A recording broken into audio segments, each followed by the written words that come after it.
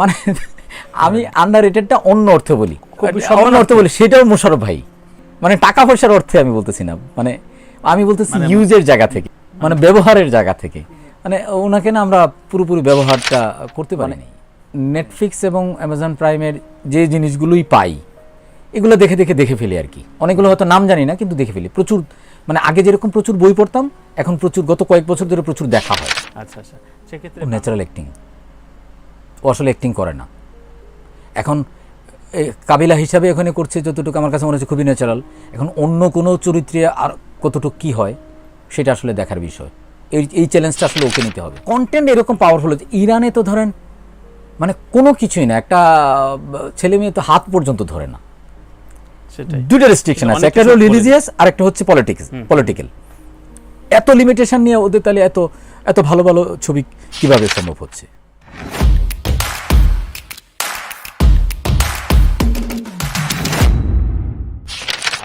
মানে আমার যদি কখনো সুযোগ হয়, আমার একটা প্রোডাকশন ছিল হাওয়াই মিঠাই নাম, এটা অপি করিম আর মোশাররফ করিম ছিল। তো মোশাররফ ভাইকে নিয়েই মূল গল্পটা। অপি করিমের প্রেজেন্স ছিল খুবই অল্প অংশে, কিন্তু এই অল্প অংশে যে সে মানে কি করছে এটা মানে আনবিলিভেবল। মানে এত ন্যাচারাল অ্যাক্ট্রেস বা অ্যাক্টর আপনি যাই বলেন, মানে এটা মানে উনি কেন করে না সেটা একটা বড় কথা। উনি মানে মাসে 30 দিনের জায়গায় 60 দিন করা উচিত। মানে আমি আন্ডাররেটেডটা অন্য অর্থে বলি, অন্য অর্থে বলি, সেটাও মোশাররফ ভাই, মানে টাকা পয়সার অর্থে আমি বলতেছি না, মানে আমি বলতেছি ইউজের জায়গা থেকে, মানে ব্যবহারের জায়গা থেকে। মানে ওনাকে না আমরা পুরোপুরি ব্যবহারটা করতে পারি নাই। মানে এই ব্যবহার করতে পারি নাই করে কিন্তু অনেক সময় পার হয়ে গেছে। মানে আমার মনে হয় যে ওনার বয়সও তো মানে 50-র কাছাকাছি হয়েছে বাবা, এরকম। মানে ধরুন অনেক ক্যারেক্টার, মানে আমি বয়সটা এই জন্য আনছি যে অনেক ক্যারেক্টারই পরে ওনাকে দিয়ে হয়তো করানো যাবে না, মানে সম্ভব না। সো আমরা তাকে ইউজ করতে পারি নাই।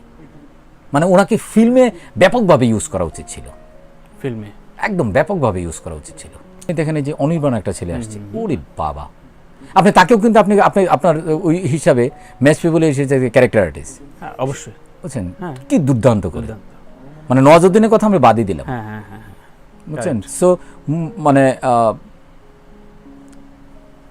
এটা শুনতে হয়তো একটু খারাপ লাগে, তো মোশাররফ ভাইকে আমি অনেক আগে বলছিলাম যে তোমাকে আসলে একটা চরিত্র দিয়ে আসলে হয় না। মানে তুমি যে মাপের অভিনেতা, সেটা হচ্ছে যে তোমাকে একটা ফিল্মের কথা আসলে মানে ওইভাবে বাইরের ফিল্মগুলো আমার এইটা অসংখ্য film, ব্যালড of a soldier, it happened one night, তারপরে রোমান হলিডে, বাইসাইকেল থিপস, তার শর্ট ফিল্ম অ্যাবাউট কিলিং, তারপরে ইরানের আমার প্রথম আমি দেখলাম ইরানি ফিল্ম মজিদ মাজিদির, এই যে চিলড্রেন অফ হেভেন, মেবি এই যে চিলড্রেন অফ হেভেন, এই অসংখ্য ফিল্ম এরকম আমাকে করছে। আমি ফাউদা ফার্স্ট সিজন দেখছিলাম, আচ্ছা, এই যে সেকেন্ড এবং থার্ড সিজন আমার কাছে এটা খুব ভালো লাগছে।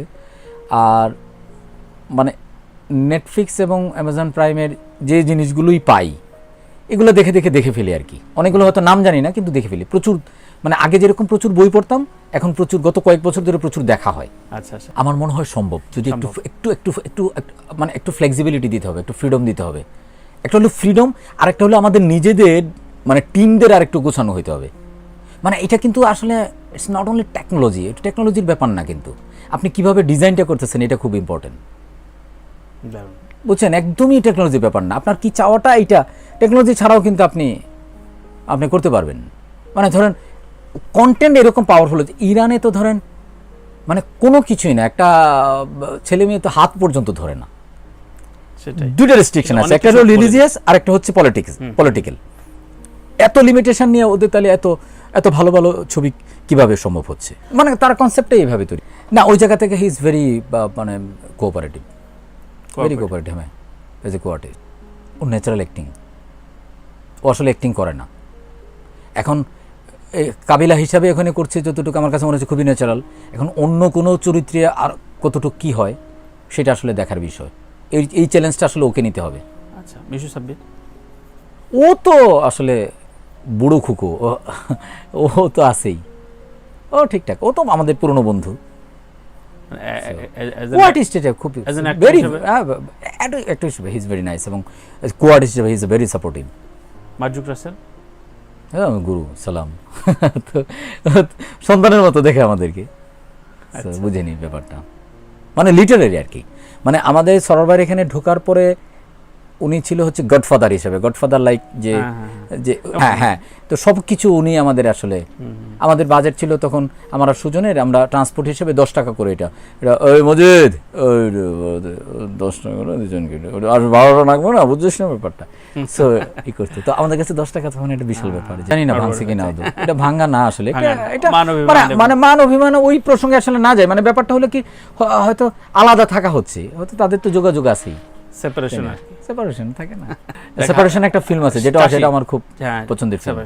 ও তো শিশুর মতো আসলে, ব্যাপারটা ইমোশনাল অনেক বেশি, অ্যাক্টিং ও ওর মতো করে করে, বাট আমার সাথে কোয়ার্টিস্ট হিসেবে যদি বলেন তাহলে ও খুব সাপোর্টিভ। কারণ আমি শুরুর দিকে মানে আমার সব জায়গায় যেটা হয় কি, পলাশ ছাড়া বাকি সবার সাথেই তো আমার কাজ হয়েছে অ্যাজ এ ডিরেক্টর, সবার সাথে, 3 জনের সাথে। হ্যাঁ, তো ওই জায়গাগুলো থেকে ওদের সাথে আমার মানে ধরেন কখনো আর্টিস্ট হিসাবে আমাকে ওরা ট্রিট করে নেই, ভাই বন্ধু বা ডিরেক্টর ওইভাবেই ট্রিট করছে।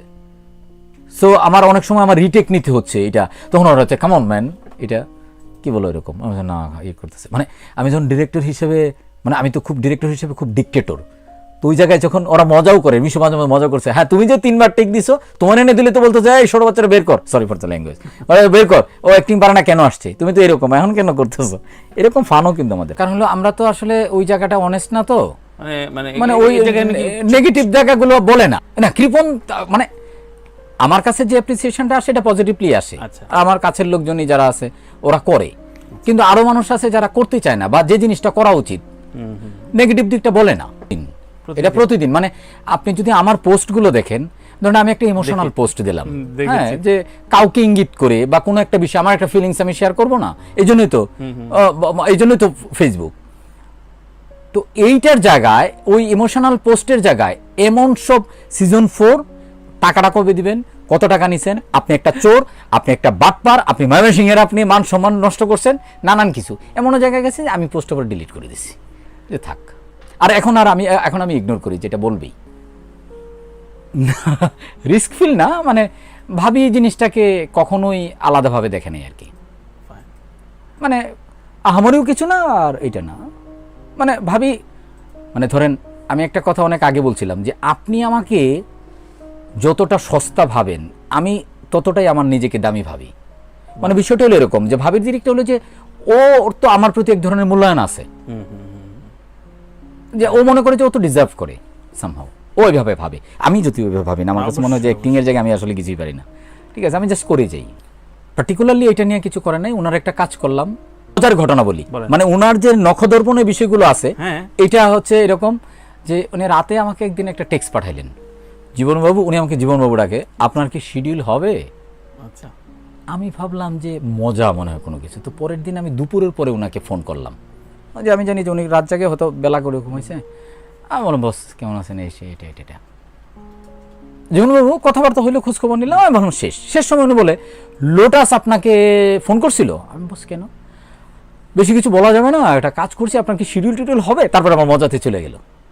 তো এতে বোঝা যায় উনি কিছুটা খোঁজ খবর রাখেন আর কি, মজা করে হোক কিন্তু খোঁজ খবর রাখেন। ওনার একটা কাজ করলাম যে আমাদের পজিটিভ থাকতে হবে, যে আমরা এক ধরনের, মানে এইটাই আমাদের রিয়ালিটি, ওনারও মাইন্ড এইটাই। তো একদমই কোনো বৈঠক হয় নাই, মানে আমি যদি জানতাম আমি অনেস্টলি বলতাম, জি আমি জানি না, নিষেধ নাই, তবে না আমার নিষেধ থাকার তো কোনো নাই, কারণ আমি তো নিশ্চয়ই আমার কথাই বলবো অথবা ওর কথা কোট দিয়ে বলবো, সো নিষেধ থাকে না, আমি জানি না এটা।